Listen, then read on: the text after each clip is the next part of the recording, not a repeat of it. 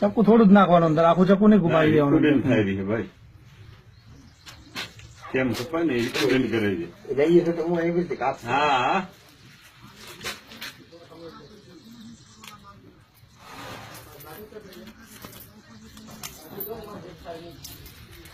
ત્યાંથી ચાકુ આગળ લેજો, ઉપરથી આટલી જગ્યા હવે ને ચાકુ આપી. એટલે આ ધારી છે ને, જે ધારી આવી ઉભી આવે ને ધારી, ત્યાંથી ચક્કુ ગુમારવાનું.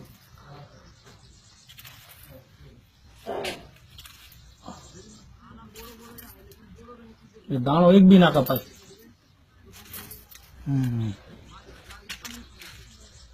અડધો દાણા કાપી નાખે અમારે થોડા કાપે.